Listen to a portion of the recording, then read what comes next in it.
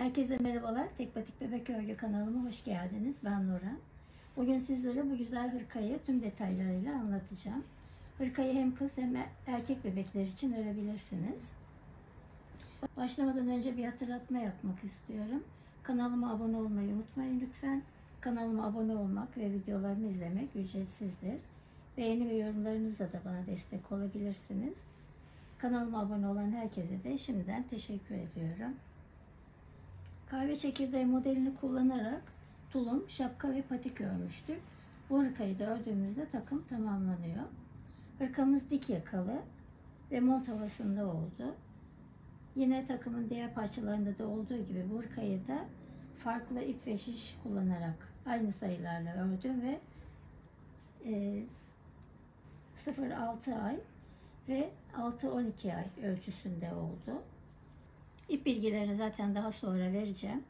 Bu iki hırkanın da sayıları birebir aynı. Şimdi ölçü vermek istiyorum.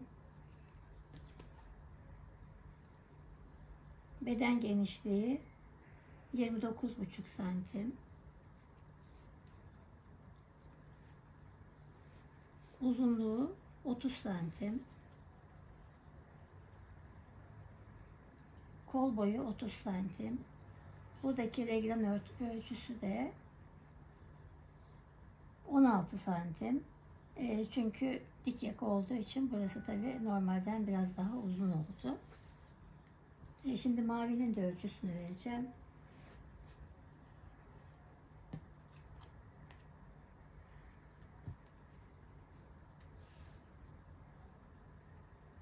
Beden genişliği 26 santim.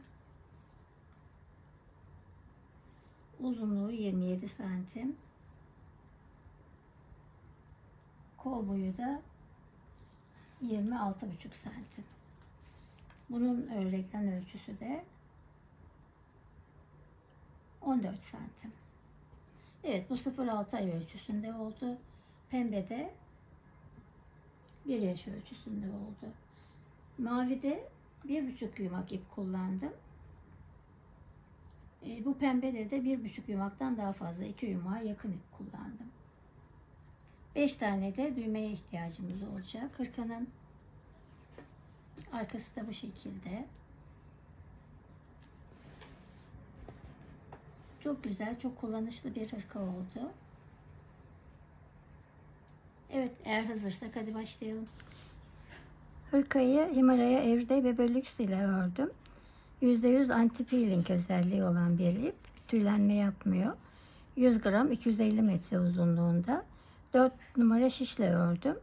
Siz de aynı renk örmek isterseniz eğer renk numarası 70.424. 100 gram 250 metre 240 metre uzunluğunda olan herhangi bir iple siz de örebilirsiniz.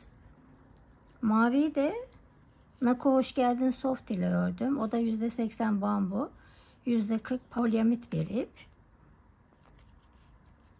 Aynı renk örmek isterseniz renk numarası 85.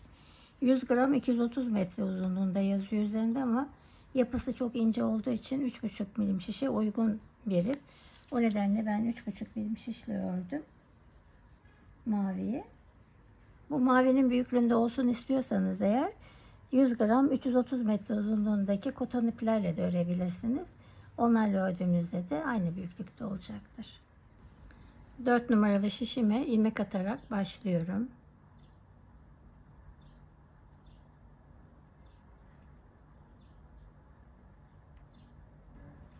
Dört numaralı şişime 80 ilmek attım. Başlama ipim sağ taraftayken örgünün arka yüzündeyim. Kenar için 6 ilmek ayırdım. Normalde ilk ilmeğimi örmeyeceğim ama ilk sıra olduğu için 2 ilmeğimi de örüyorum.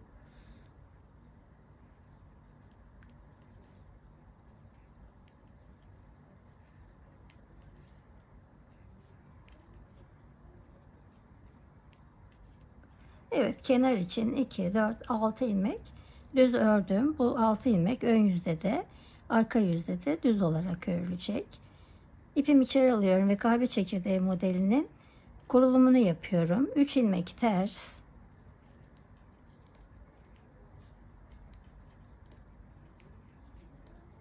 2 ilmek düz.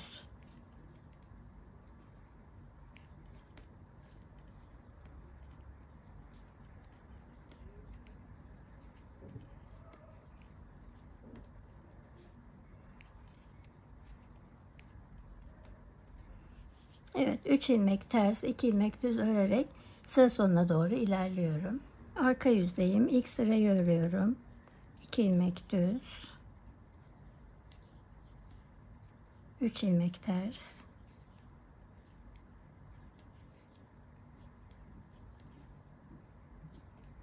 2 ilmek düz,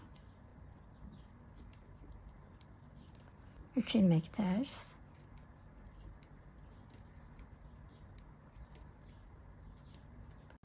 2, 4, 6 tane kenar ilmeğim.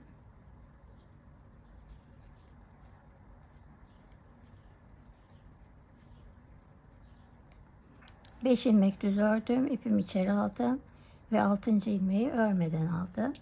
Ön yüze geçiyorum. Ön yüzde yine kenar ilmeğimi örüyorum, 6 ilmek düz.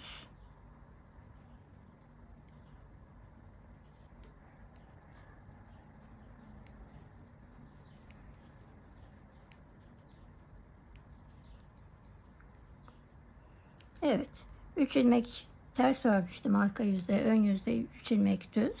Bu 3 ilmek kahve çekirdeği modeli olacak.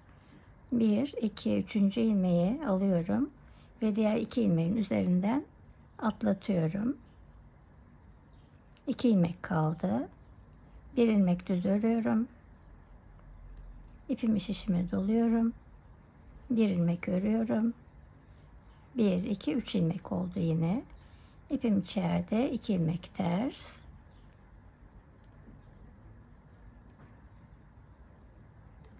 İpim dışarıda.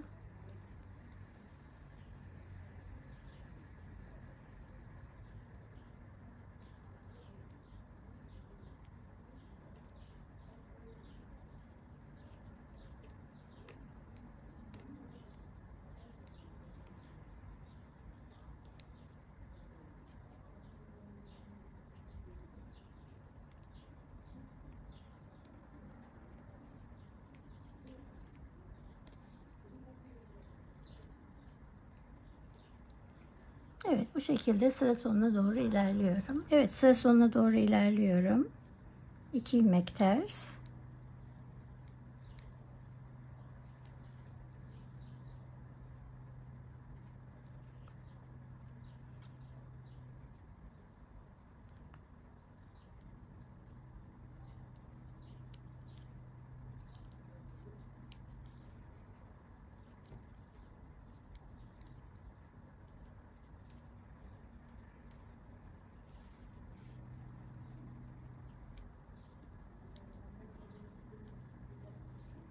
Ve 6 tane kenar ilmeğim.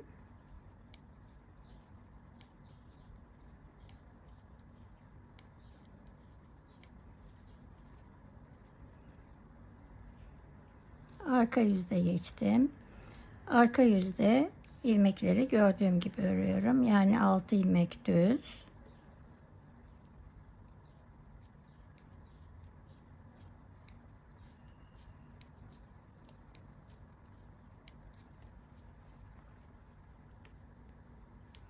Ve 3 ilmek ters, 2 ilmek düz örüyorum.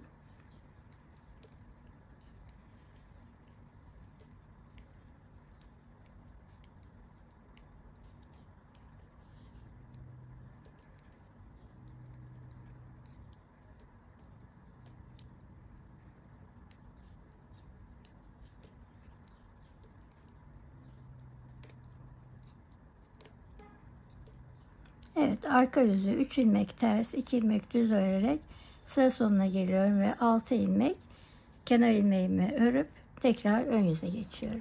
Evet, tekrar ön yüzdeyim. Önce kenar ilmeklerimi örüyorum.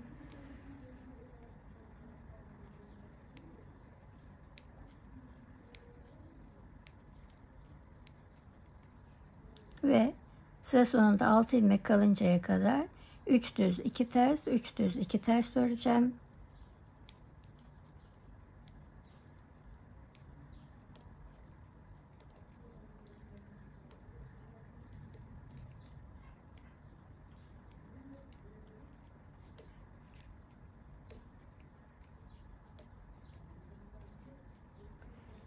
Ve sıra sonuna geldiğimde de 6 ilmeği düz örüp arka yüze geçeceğim. Evet, ön yüze ördüm, arka yüze geçtim. Arka yüzde de 6 tane kenar ilmeğim. Aradaki ilmekler 3 ters 2 düz, 3 ters 2 düz. Devam ediyorum. Sıra sonunda yine 6 tane kenar ilmeğimi örüp tekrar ön yüze geçiyorum. Evet, şu ana kadar 1 2 3 sıra haroşa ördüm. Ve kahve çekirdeği modeli de 3 ilmek ve 4 sıradan oluşuyordu. Ön yüzden başladım. Arka yüzde model kurulumunu yaptım. Birinci sıra ön yüzde başladı ve 4 sıra tamamlandı. Şimdi birinci sıradan itibaren tekrar kahve çekirdeği modelini uygulamaya başlayacağım. Bu sırada aynı zamanda ilik de açacağım. Eğer siz erkek bebekler için örüyorsanız iliği bu taraftan açarsınız. Ben kız bebek için örüyorum. O nedenle sıra sonunda açacağım iliği. Şimdi erkek bebek için ilik açacaksanız şöyle yaparsınız. 2 ilmek düz, 2 ilmeği birlikte ör, bir dola ve 2 ilmek ör şeklinde yapabilirsiniz. Şimdi ben önce kenar ilmeklerimi örüyorum.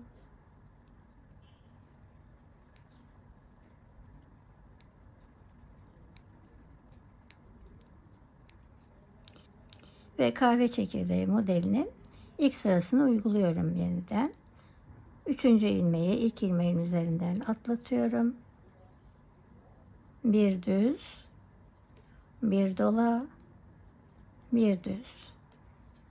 2 ilmek ters örüyorum.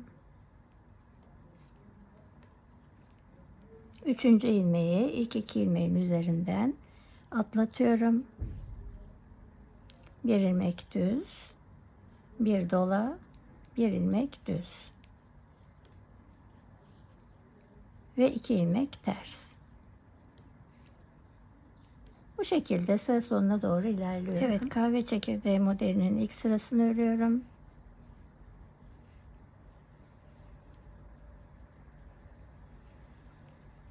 Sıra sonuna geldiğimde de ilk iliği açacağım.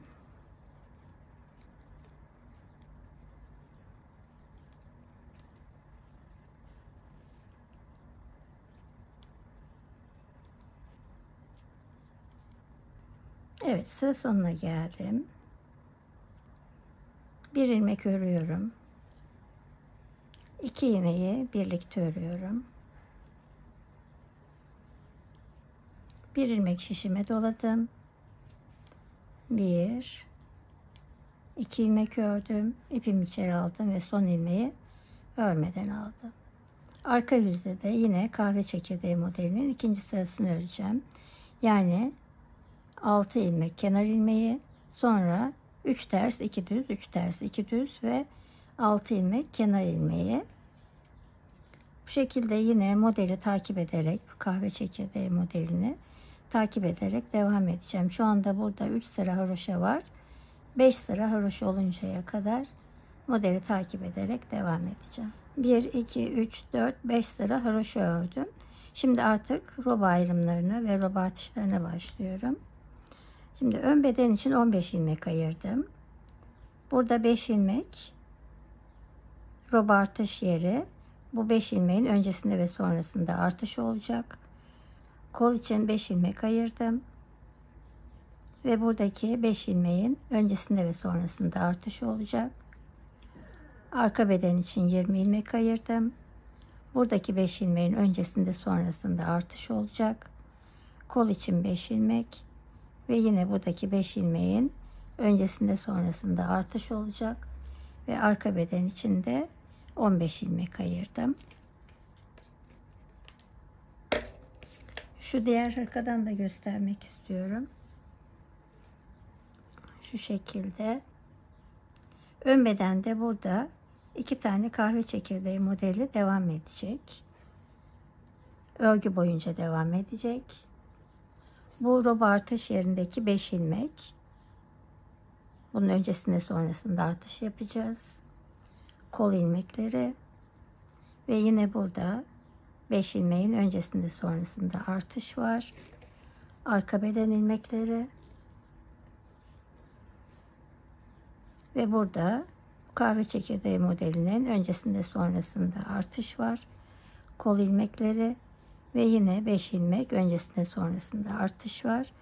Ve burada da diğer ön bedende de 2 tane kahve çekirdeği modeli örgü boyunca devam edecek.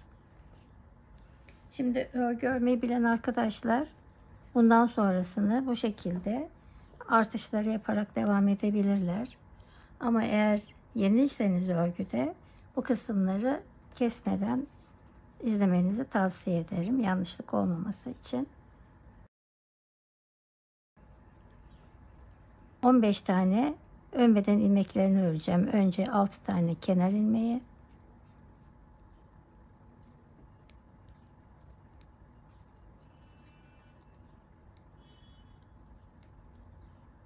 Evet, kahve çekirdeği modeli burada devam ediyor. Ve modelin birinci sırası.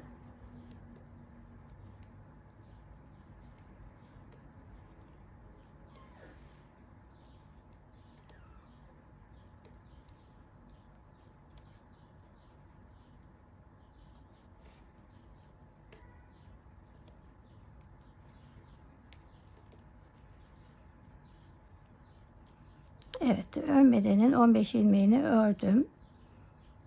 Burada bir tane gizli artış yapıyorum.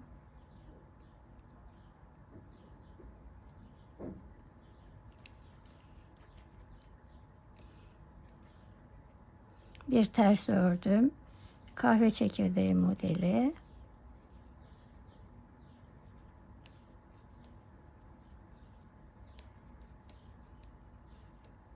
Bir ters ördüm ve 5 ilmek. Şimdi burada bir tane artış yapıyorum. Burada yine modeli uygulayarak kol ilmeklerini örüyorum.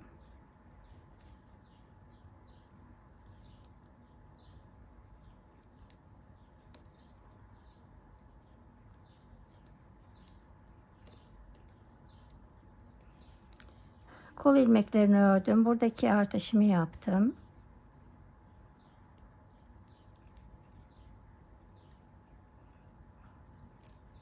Bir ilmek ters.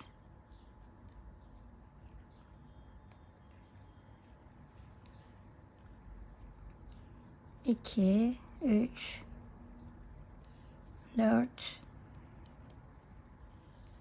5 ilmek ve buradaki roba artışımı yapıyorum. Yine modeli takip ederek arka beden ilmeklerini örüyorum.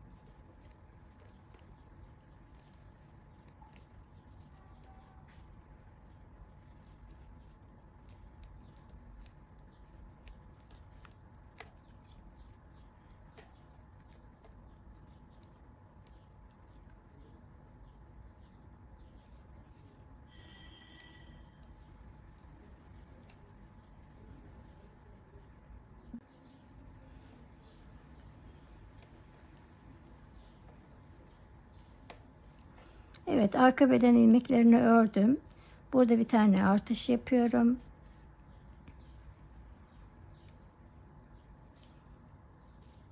Ortadaki 5 ilmeğimi örüyorum.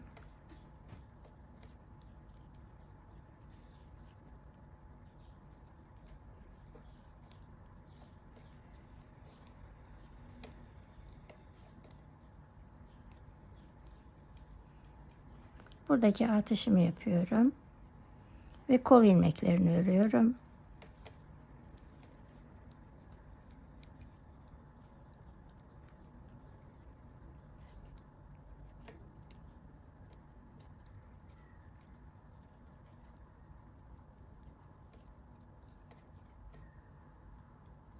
Evet, buradaki artışımı yapıyorum.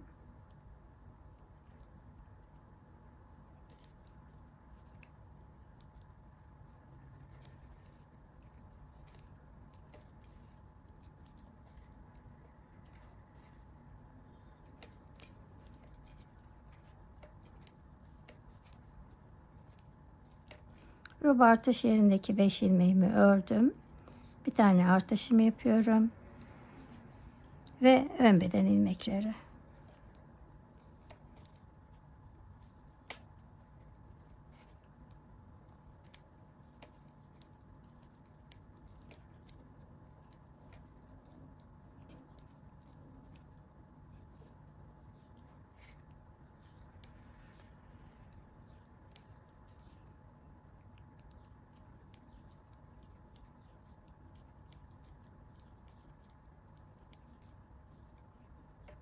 Arka yüze geçtim. Önce kenar ilmeklerimi örüyorum.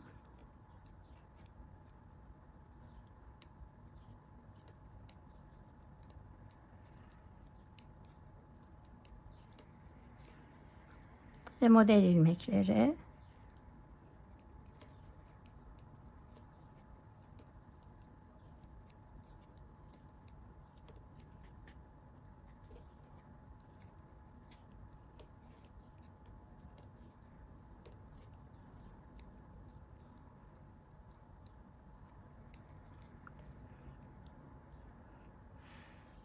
Evet, roba artış yerindeki ilmeklerimi örüyorum. Bir düz, 3 ters, bir düz.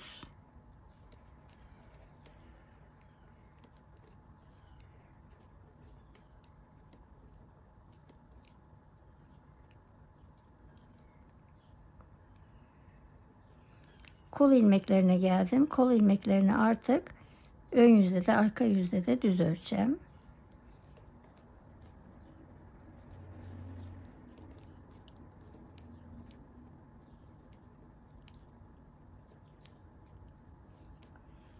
Ve roba artış yerindeki 5 ilmeğe geldim. Yine bir düz, 3 ters, bir düz örüyorum.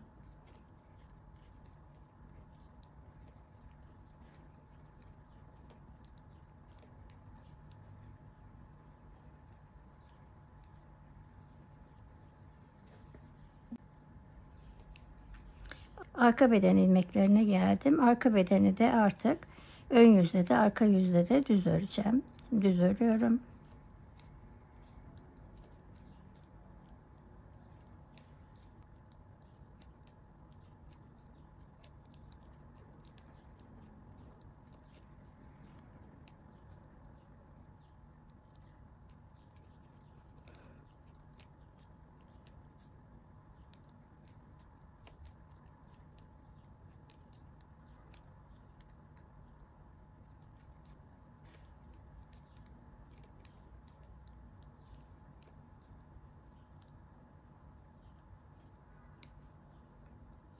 Arka beden ilmeklerini düz ördüm. Şimdi roba artış yerindeki 5 ilmeğimi örüyorum.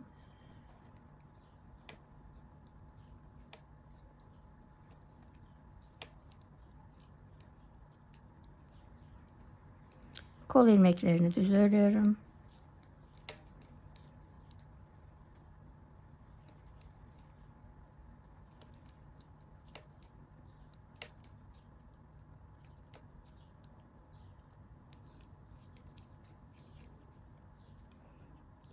Ve 5 ilmek model uyguluyorum.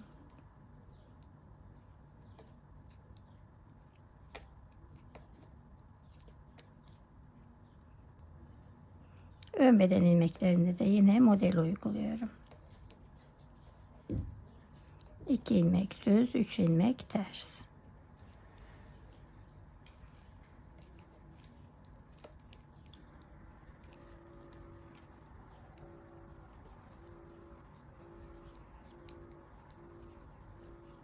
Ve kenar ilmeklerim.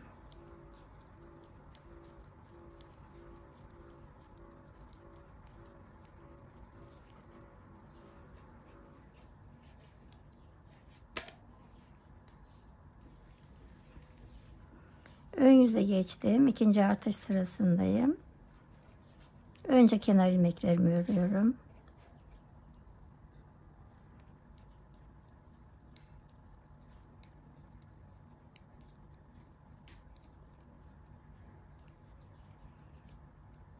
Ve modelin üçüncü sırasındayım şu anda. 3 düz 2 ters olarak örüyorum.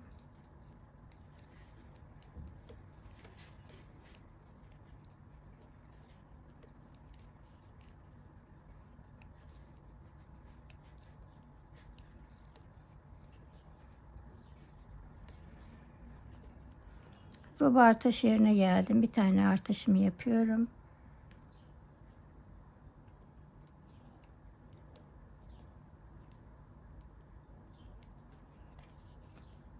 Bir ters, 3 düz bir ters örüyorum.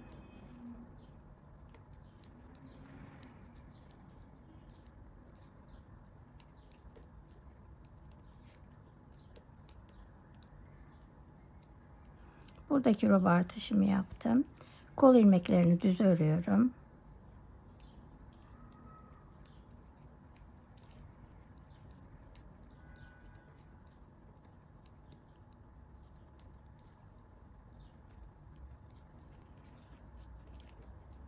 Buradaki artışımı yapıyorum.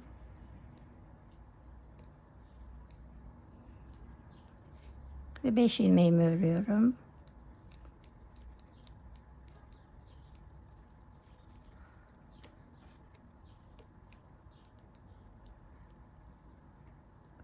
Buradaki roba artışımı yaptım. Arka beden ilmeklerini düz örüyorum.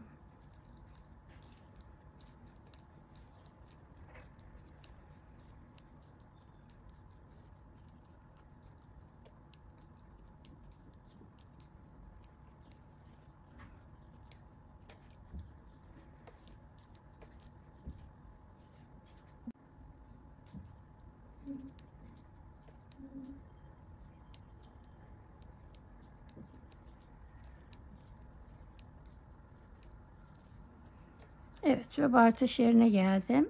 Gizli artışımı yaptım.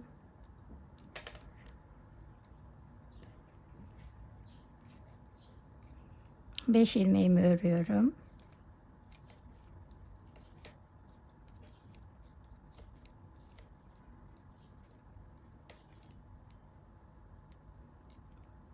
Artışımı yaptım. Kol ilmeklerimi düz örüyorum.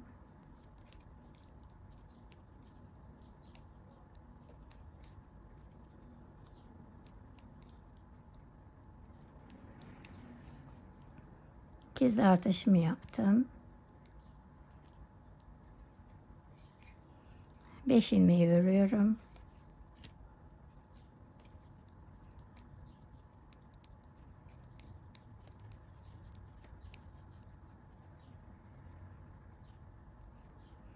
Ve buradaki artışımı yaptım. Şimdi burada 2 tane ters ilmek var. Böyle devam edecek. 2 ters, 3 düz. Modeli uygulamaya devam ediyorum.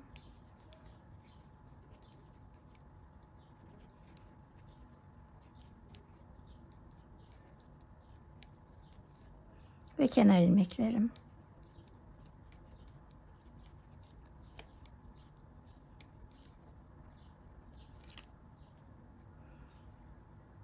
Arka yüze geçtim. Arka yüzde yine modeli uygulayarak devam ediyorum. Ön beden ilmeklerini örüyorum.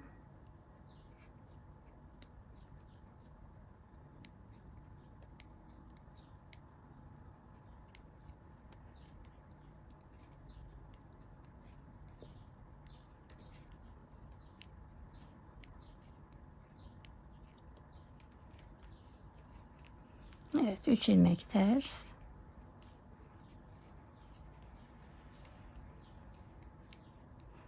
2 ilmek düz. 2 4 6 pardon 2 4 6 8 10 12 14 16 ilmek hep bu şekilde devam edecek. Sonrasında ön beden ilmeklerini de bundan sonraki ilmekleri de ön yüzde de arka yüzde de düz örerek devam edeceğim. İlmek sayısı arttıkça. Ve 5 ilmeğe geldim. Şu ilmeği yanlış örmüşüm. Ön yüzde ters olacaktı. Düzeltiyorum. Evet. Arka yüzde düz örüyorum bu ilmeği. 3 ilmek ters.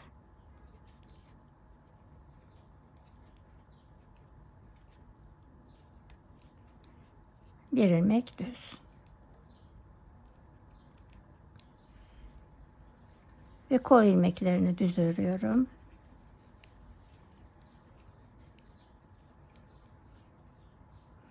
Evet, şimdi arka yüzde kol ilmeklerini düz örüyorum. Buradaki 5 ilmeği yine modeli uygulayarak, yani bu sırada bir düz, 3 ters, bir düz örüyorum. Arka beden ilmeklerinin hepsini düz örüyorum. 5 ilmeğimi örüyorum. Kol ilmeklerini düz örüyorum. Buradaki 5 ilmeği de yine örüyorum. Burada bir ilmek düz, ön yüzde de arka yüzde de düz olacak. Sonra model ilmekleri 2 düz, 3 ters, 2 düz, 3 ters ve kenar ilmeklerini örüp tekrar ön yüze geçeceğim. Evet, tekrar ön yüzdeyim. 2 kez artış yaptım. Şu anda 3. artış sırasındayım. Önce kenar ilmeklerimi örüyorum.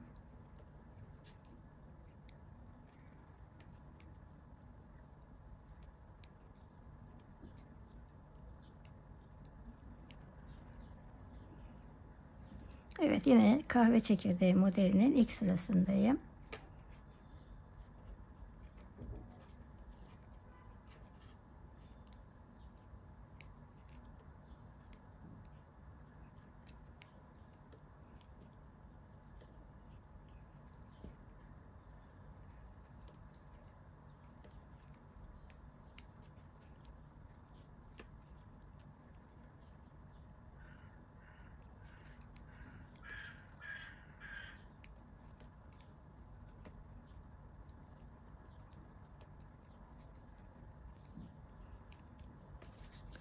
Evet, 2 tane kahve çekirdeği modeli var ön bedende ve ikinci kahve çekirdeğinden sonra da 2 tane ters ilmek var. Sonraki ilmeklerim düz olacak, ön yüzde de arka yüzde de. Bir ilmek ördüm, bir artış yaptım. Bu 3. artışım.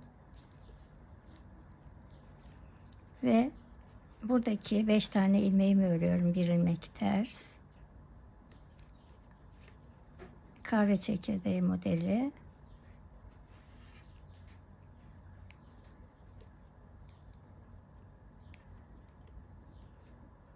Bir ilmek ters.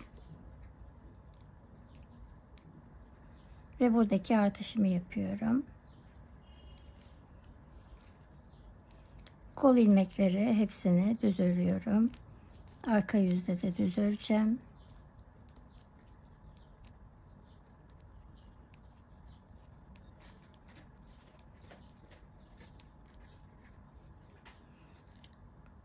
Artışımı yaptım.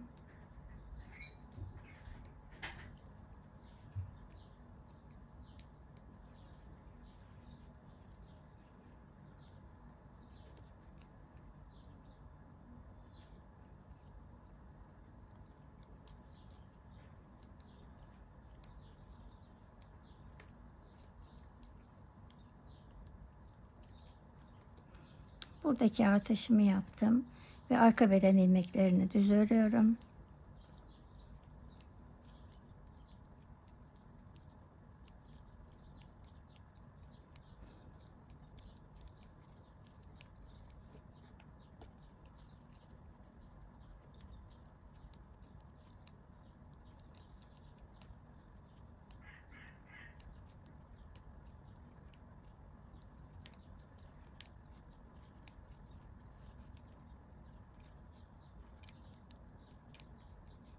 Evet, arka beden ilmeklerini ördüm. Bir tane artışımı yapıyorum.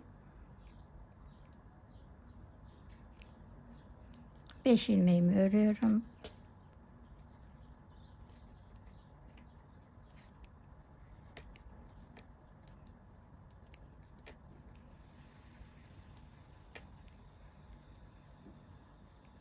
Buradaki artışımı yaptım. Kol ilmeklerini düz örüyorum.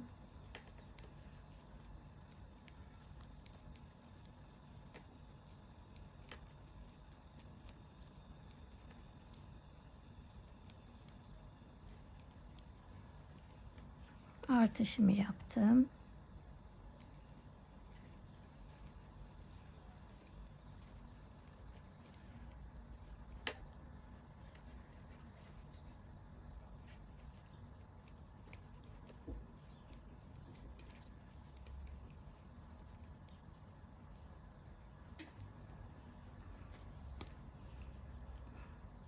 Şurada ilmeğin arası açılmış. Ben bunu sonra düzelteceğim.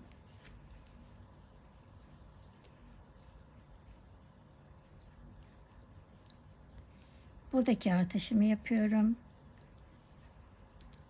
Düz ilmek örüyorum. 2 tane ters ilmek. Evet, ön beden ilmeklerini örüyorum.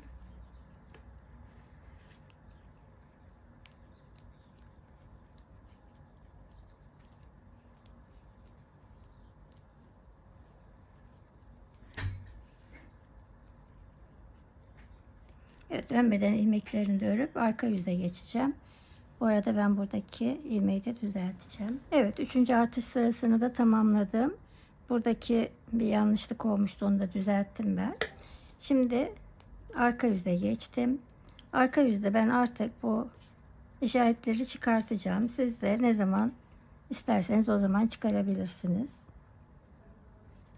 Şimdi önce kenar ilmeklerimi örüyorum.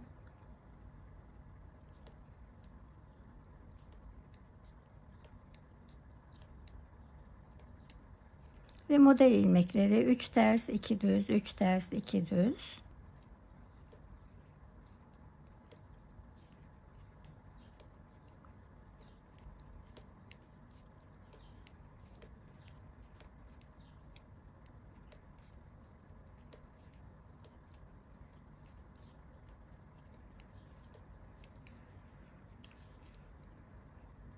Evet, burası hep bu şekilde devam edecek. Ve ön bedenin diğer ilmekleri de artık ön yüzde de arka yüzde de düz devam edecek. Bunu çıkarıyorum. Burada 5 tane ilmek belli artık.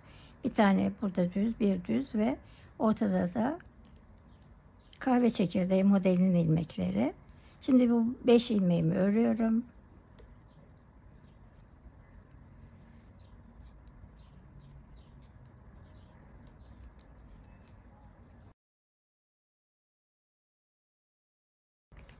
Beş ilmeğin öncesinde ve sonrasında artış yapıyoruz. Kol ilmekleri düz örüyorum.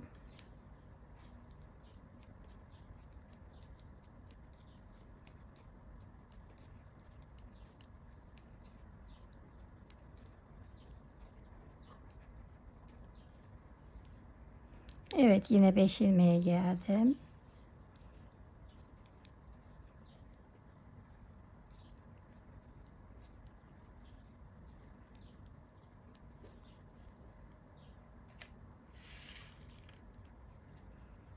Ve arka beden ilmeklerini düz örüyorum.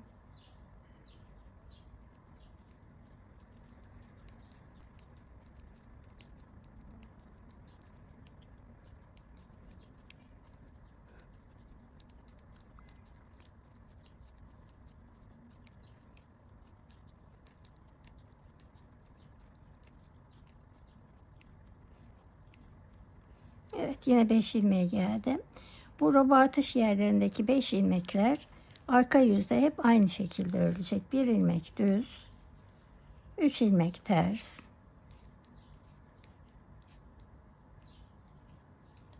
ve 1 ilmek düz. Kol ilmekleri düz.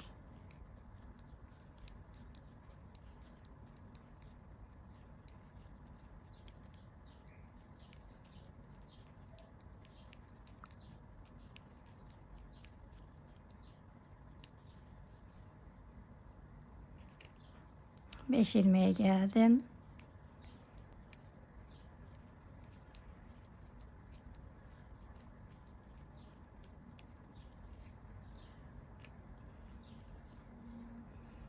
Ve buradaki modelde 3 ters 2 düz, 3 ters 2 düz vardı. 2 düz. Diğer ilmekler hep ön yüzde de arka yüzde de düz olacak artık.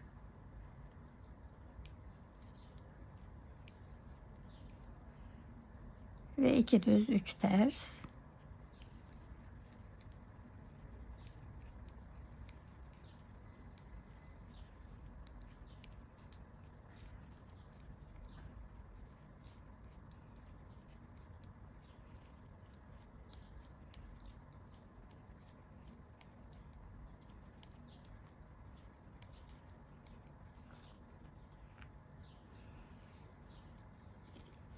Evet, ön yüze geçtim. Bundan sonra artık artışlara devam edeceğim. Şu anda 4. artış sırasındayım. Şuradaki 2, 4, 6, 8, 10, 12, 14, 16 ilmek örgü boyunca devam edecek. Yani 6 tane kenar ilmeği, 3 ilmek kahve çekirdeği, 2 ters, 3 ilmek kahve çekirdeği, 2 ters. Bu ikişer tersler arka yüzde düz olacak. Ve bu 5 ilmek de yine aynı şekilde devam edecek. Bu 5 ilmekten önce ve sonra artışlarımız var. Kol ilmekleri ön yüzde de arka yüzde de düz. Ve yine bu 5 ilmeğin öncesinde sonrasında artış var. Arka beden ilmekleri ön yüzde de arka yüzde de ters. 5 ilmeğin öncesinde sonrasında artış var. Kol ilmekleri ön yüzde arka yüzde düz. 5 ilmeğin öncesinde sonrasında artış var. Buradaki bu kahve çekirdeğinden önce 2 ilmek var. Ters olacak. Burası hep aynı devam edecek. Ve burada tabi artışlarım devam edecek. Şu anda 2 ilmek var. Bu artışlar da devam ettikçe hep ön yüzde de arka yüzde de düz olarak devam edecek. Bu şekilde örerek arka yüzde zaten daha belirgin. Çok net şekilde örebileceksiniz. Zaten eğer takılacağınızı düşünürseniz de siz işaretleri çıkartmazsınız. Artışlara devam edeceğim. Bu ilik de bakalım.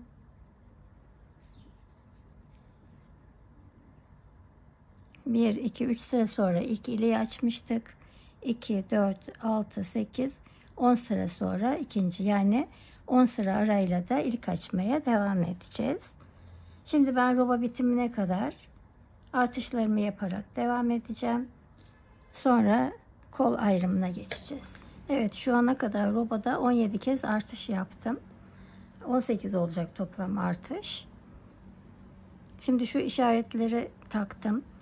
Ön bedene burada 5 tane ilmek vardı. Bu 5 ilmekten önce sonra artış yapıyorduk.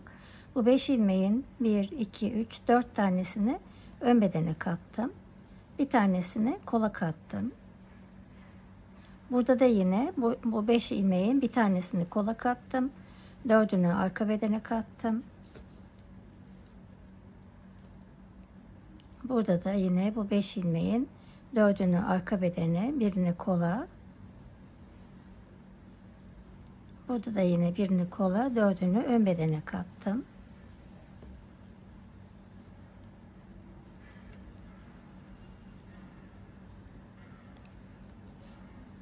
Şimdi ön beden ilmeklerini örerek bu artış yerine doğru ilerliyorum. Evet, ön yüzde ön beden ilmeklerini örerek artış yerine kadar geldim. Buradaki bu 5 ilmekten önce bir artış yapıyordum. 17 kez artış yaptım. Şimdi bu 18. artışım oldu. 18 tane artış yaptım. Ve buradaki 1, 2, 3, 4 ilmeği de ön bedene kattım ve şu anda ön beden için şişimde 37 ilmek var.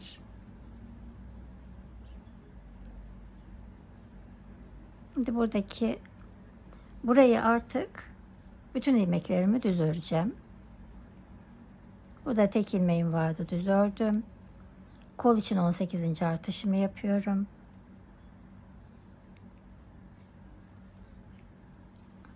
Buradaki işarete kadar düz örüyorum.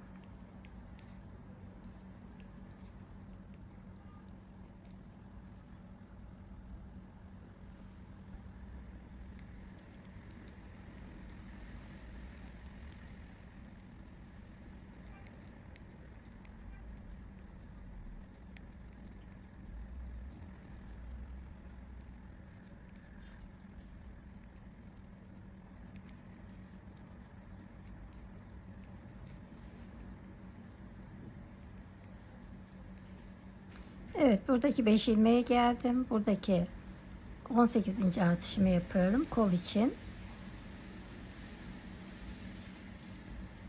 Şişimde 41 ilmek vardı. Yani artışlardan sonra 18 tane artış yaptım. 41 ilmek vardı. Bir tane buradaki 5 ilmekten 1 ilmek. Bu taraftan da yine 5 ilmekten 1 ilmek kattım ve kol için şişimde şu anda 43 ilmek var. Ve ön yüzde de arka yüzde de artık düz öreceğim. Son ilmeğimi örüyorum.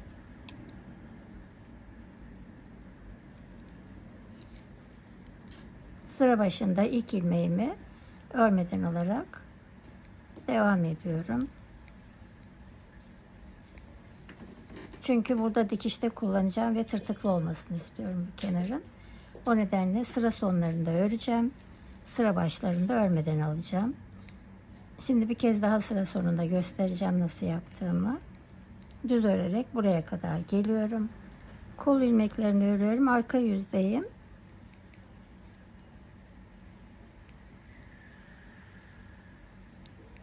Sıra sonuna geldim. Son ilmeğimi ördüm.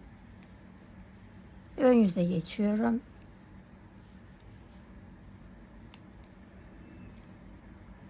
Ve ilk ilmeğimi örmeden alıyorum. Diğer ilmeklerim de hepsi düz. Evet, burada gördüğünüz gibi haroşa dişleri oluşacak ki oradan dikişlerimizi yapalım. Bu şekilde ön yüzde de arka yüzde de düz örerek bilek çalışmasına kadar devam edeceğim. Evet, sadece kol ilmeklerini ördüm. Kolda 43 ilmek vardı. Zaten buradan 17 sıra sonra kol ilmeklerini örmeye başlamıştım, sadece kol ilmeklerini. Ve kol ilmeklerini örmeye başladıktan sonra da 25 sıra ördüm. Şimdi ön yüzdeyim. 25 sıra haroşa ördükten sonra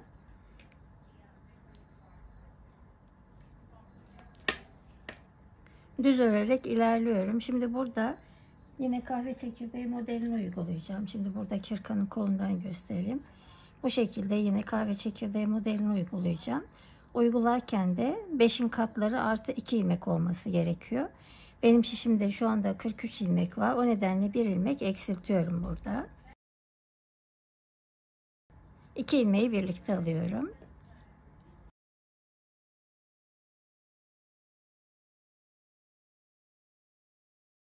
Bir ilmek eksilttim ve şu an şişimde 42 ilmek var.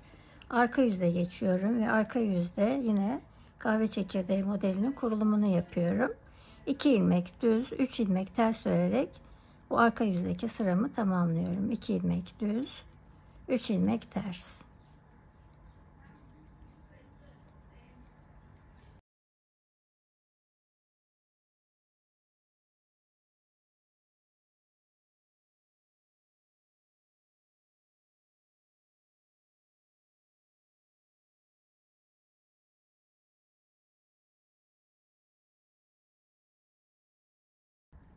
Evet, 1, 2 ilmek düz, 3 ilmek ters,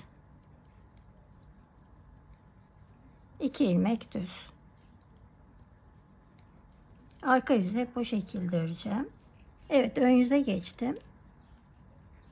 Başta ve sonda 2 ilmeğim, ön yüzde de arka yüzde de hep düz olacak. 2 ilmek düz örüyorum. Ve kahve çekirdeği modelinin birinci sırasından başlıyorum.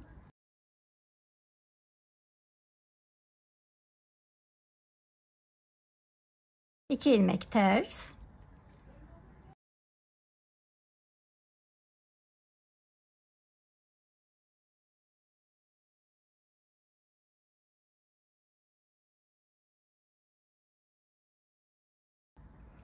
Evet, kolda böyle kahve çekirdeği modelini uygulayacağım. Başta ve sonda 2 ilmek, ön yüzde de arka yüzde de düz olacak.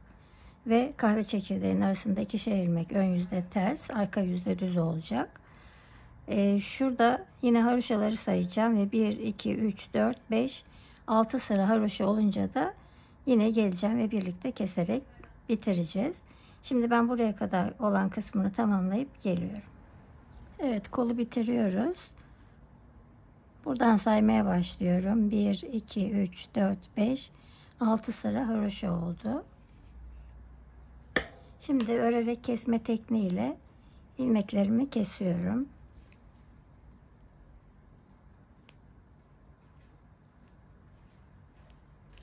İki ilmek düz ördüm. Önceki ilmeği üzerinden atlattım.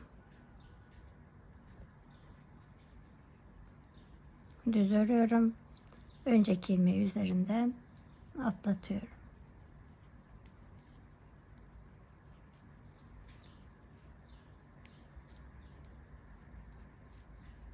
Ters ilmeği de ters örüyorum.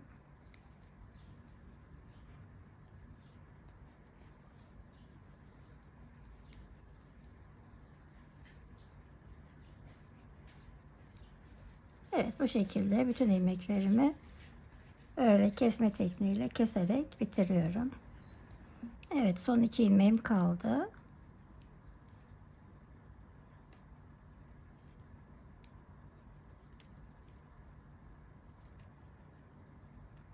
Şişimdeki ilmeğimi de bir kez daha örüyorum.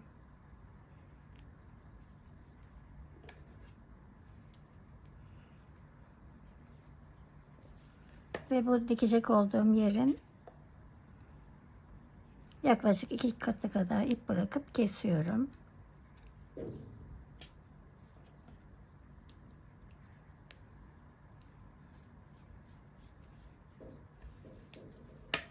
Evet. Kolumuzun biri bitti. Şimdi sıra diğer kolda. Evet, şimdi ön beden ilmeklerini örerek buraya kadar geldim. Burada en son 18. artışımı yaptım. Sonra kol ilmeklerine geldim. Kolda da 18. artışlarımı yaptıktan sonra kolu ördüm ve bitirdim. Şimdi burada arka bedene önce ip takıyorum. Şurada arkadan ip takacağım. Burada ilmeğin içine giriyorum.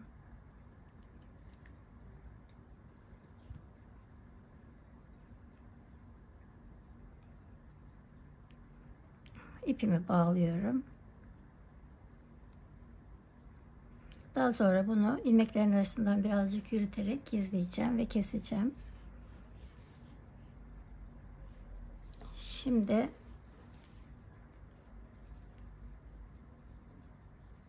evet, şişimi bulamadım.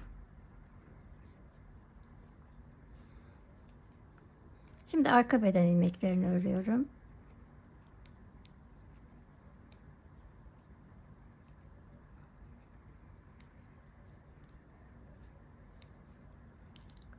Önce 3 ilmeği ördüm.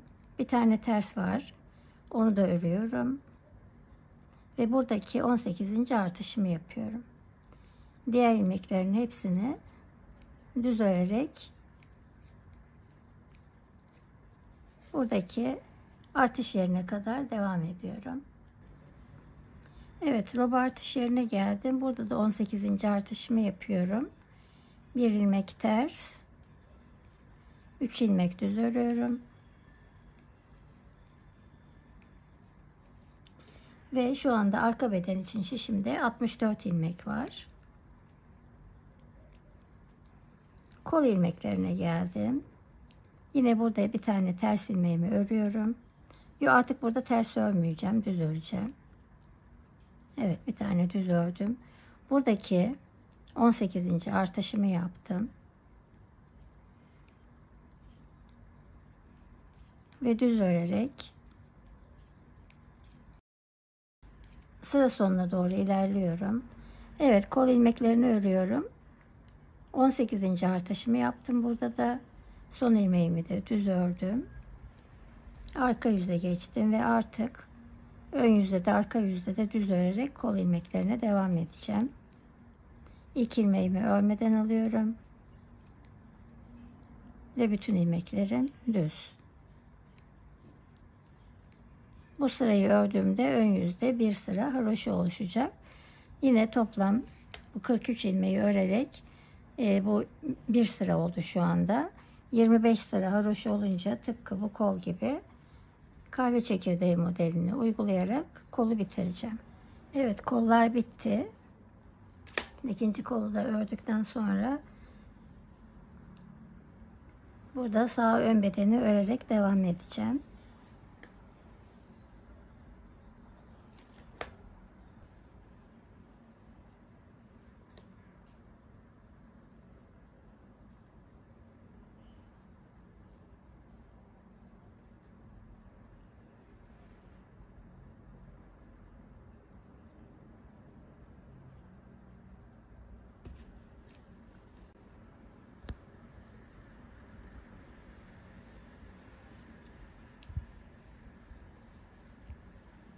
Evet, şimdi kol ilmeklerini örüyorum. Burada 3 tane kahve çekirdeği model ilmeği var. Bir ilmek ters. Ve buradaki 18. artışımı yapıyorum. Şu anda ön beden için şişimde 37 ilmek var.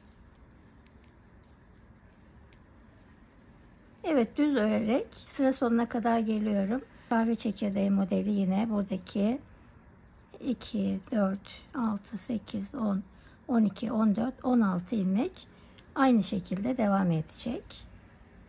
Onun dışındaki bütün ilmeklerim diğer tarafta da yine aynı şekilde 16 ilmek devam edecek. Diğer bütün ilmeklerim ön yüzde de arka yüzde de düz olacak. Şimdi ben ön yüzde modeli uygulayarak öreceğim. Arka yüzde de buraya kadar geleceğim ve kol altı birleştirmesini göstereceğim.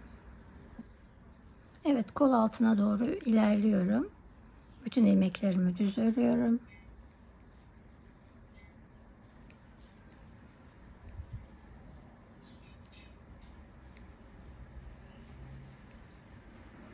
Ön beden ilmeklerini ördüm. Şimdi arka beden ilmeklerini örüyorum.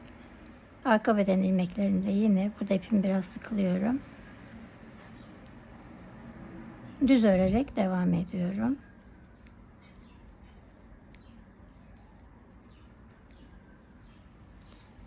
Diğer kol altına kadar bu şekilde ilerliyorum. Evet, arka beden ilmeklerini örüyorum.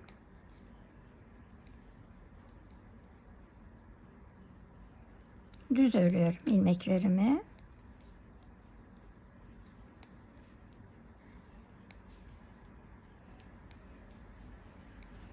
Ön beden ilmeklerine geldim. Yine ipimi sıkılıyorum ve düz örmeye devam ediyorum.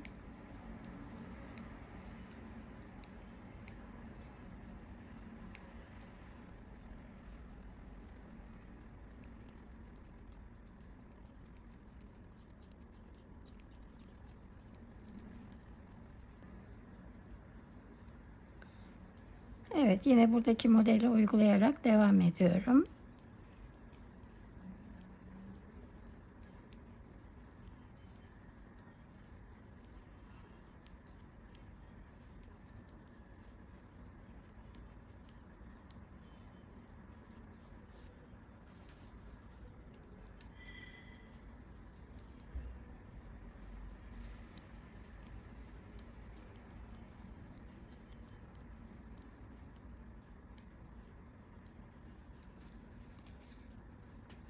Evet.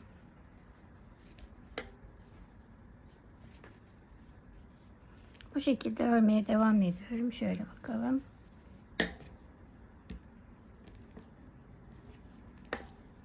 Roba kısmı tamamlandı. Kolları ördük.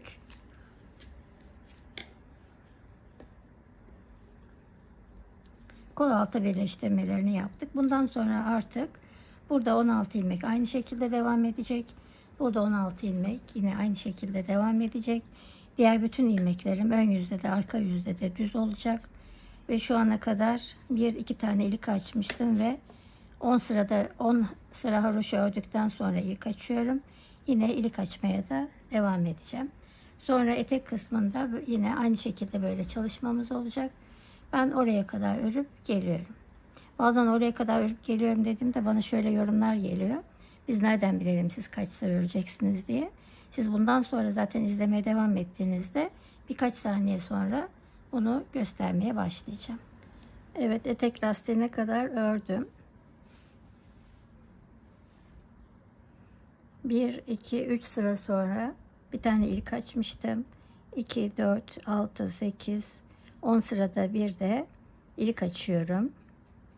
1, 2, 3, 4, 5 tane ilik açtım. Son ilikten sonra 1, 2, 3 sıra haroşa ördüm. Şimdi ön yüzdeyim. Artık bu aradaki bütün ilmekleri de kahve çekirdeği modelini uygulayacağım. Tıpkı bu koldaki olduğu gibi. Ve kenardaki 6'şer tane kenar ilmeklerini çıkarınca ortadaki ilmeklerim 5'in katları artı 3 olması gerekiyor. Onun için 2 ilmek artıracağım. 138 ilmek var şişimde. 2 ilmek artırıyorum ve 140 oluyor. Bir tane burada bu kol altının hemen hemen hizasında bir yerde bir tane artış yaptım. Şimdi de burada bu kol hizasında bir tane artış yapıyorum.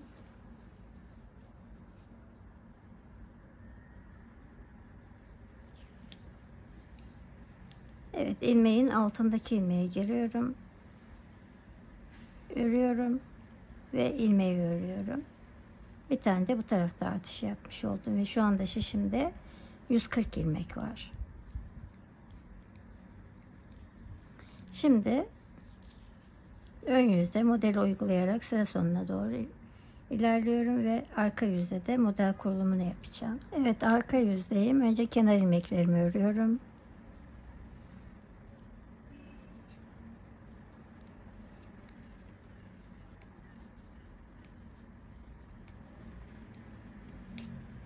Evet, sıra sonunda yine 6 tane kenar ilmeğim olacak. Aradaki bütün ilmeklerimi de 3 ters 2 düz olarak öreceğim. Zaten burada model kurulu. 3 ters 2 düz.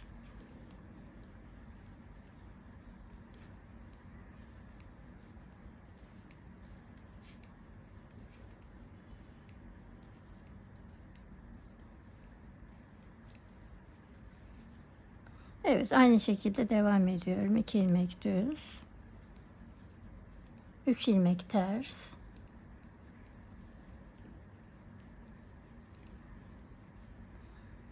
Evet, 2 ilmek düz. 3 ilmek ters. Ve sıra sonunda yine 6 ilmek kenar ilmeğim. Bu sırayı da bu şekilde tamamlıyorum. Tekrar ön yüzdeyim. Arka yüzde model kurulumunu yaptım. Önce kenar ilmeklerimi örüyorum.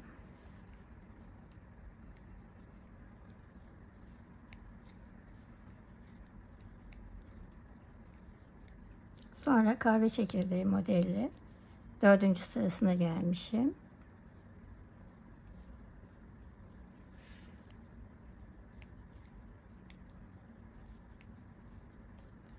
İki ilmek ters.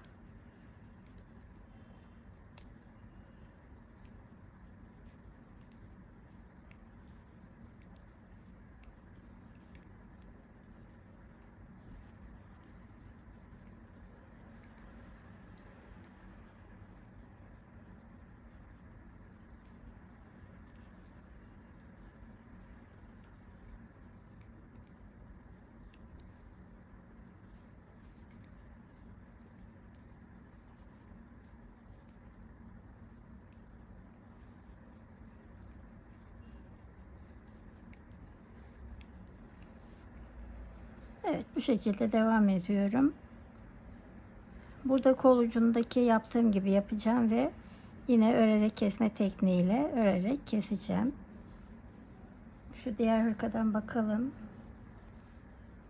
Son ilikten sonra 2, 4, 6, 8, 9 sıra haroşa öreceğim. Ondan sonra da örerek kesme tekniğiyle keseceğim. Şu anda 1, 2, 3, 4 sıra haroşa örmüşüm. 9 sıra olunca örerek kesme tekniğiyle keserek hırkamızı bitireceğiz. Daha sonra da bu kol altını dikmek için geleceğim ve kol altında yine birlikte dikeceğiz. Evet, hırkayı bitiriyoruz. Son ilikten sonra 2, 4, 6, 8, 9 sıra haroşa ördüm. Ve örerek kesme tekniğiyle keserek bitiriyorum.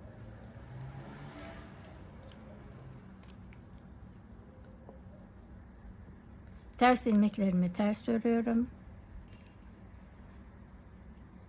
Önceki ilmeği üzerinden atlatıyorum.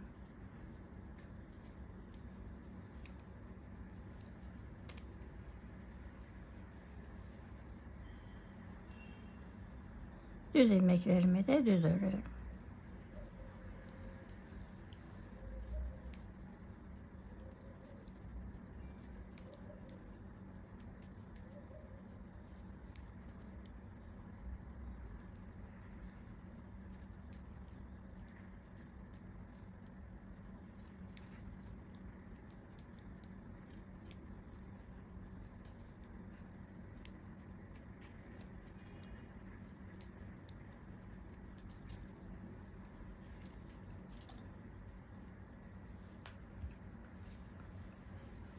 Evet. Hırkamız tamamlandı. İsterseniz bu şekilde kullanabilirsiniz. Ben birçok projemde kullandığım gibi burada tığ ile geçeceğim. Siz de isterseniz yapabilirsiniz. İsterseniz bu şekliyle bırakabilirsiniz. Her iki tarafı da tığ ile geçeceğim.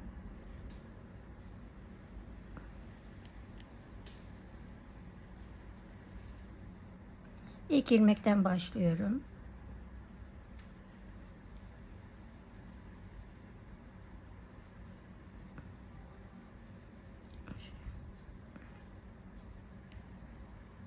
Ve tığımdaki ilmeğin içinden kaydırarak geçirdim.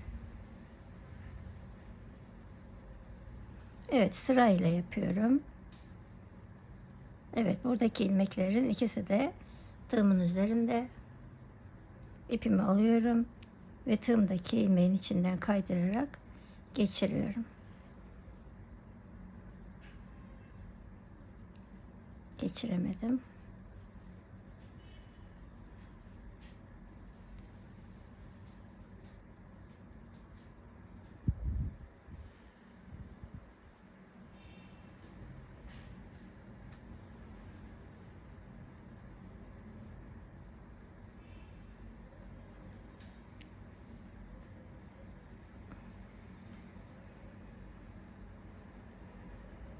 Bunu ilk kez görenler için şöyle birazcık ilerletip nasıl göründüğünü göstereceğim.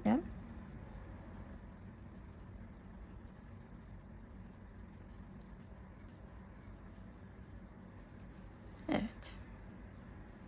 Bu şekilde hem de esnemesini engelliyor. Daha fazla esnemiyor burası. Evet, her iki tarafında nasıl göründüğüne bakabilirsiniz. Ona göre nasıl isterseniz o şekilde yaparsınız. Evet, hem bu tarafı hem de diğer tarafı bu şekilde yapacağım. Daha sonra da kol altlarını dikeceğiz. Evet, şimdi kol dikimini yapacağız.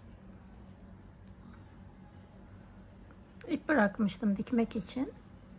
Onunla dikiyorum.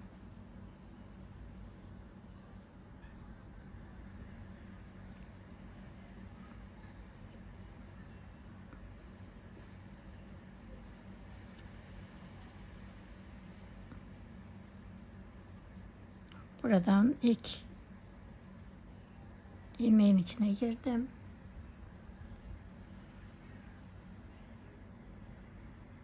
Buradan da yine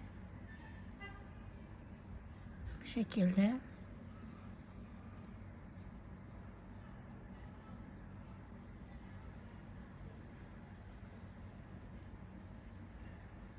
şimdi burada haroşa dişlerin içine girerek dikeceğim. Yanlışlık olmaması için, yani tam karşılıklı gelmesi için ilk haroşa aslında bu. Ama emin olmak için yine de sayalım ki şurası düz gelen hat. Ondan sonra sayıyorum. 1, 2, 3, 4, 5, 6. 6. haroşa dişine girdim. Bu taraftan sayıyorum. 1, 2, 3, 4, 5, 6. Evet. Ve sırayla kaydırmadan haroşa dişlerin içine girerek dikeceğim. Şöyle tutarsak daha net görürüz. Bakın. Sırayla karşılıklı olarak giriyorum.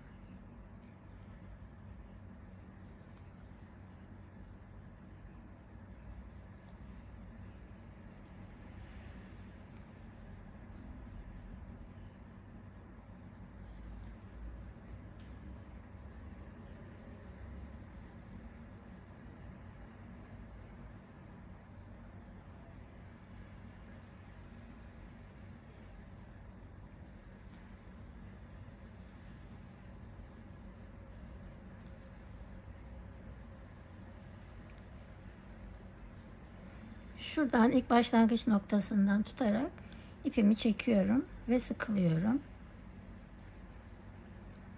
Evet, tam buradaki sıraya geldim. Kaydırmadan dikince böyle karşılıklı.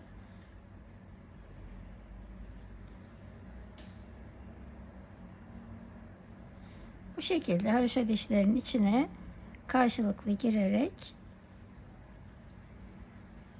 Kol altına kadar dikiyorum. Kol altında tekrar göstereceğim. Evet, son haroşa deşinin içine de girdim. Bundan sonrasını artık yavaş yavaş gösteriyorum.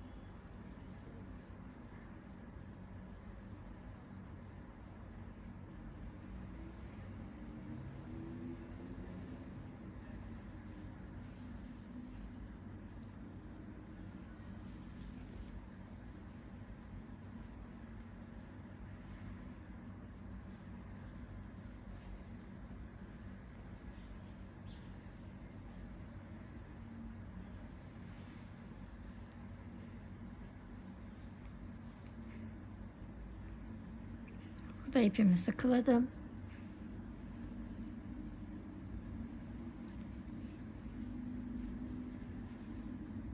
Buradaki ipimle bağlıyorum ipimi.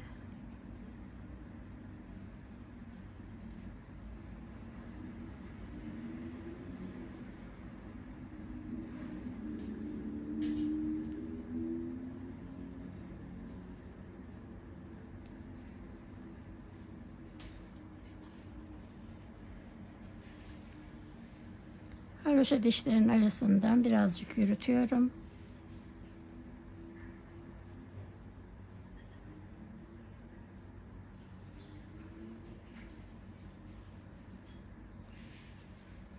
Burada bir kez daha sabitliyorum.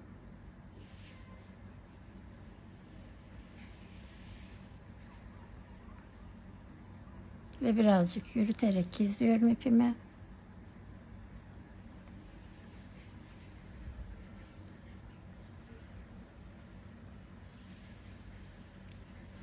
Kestim. Bu ipimi de yine burada ilmeklerin arasından birazcık yürüterek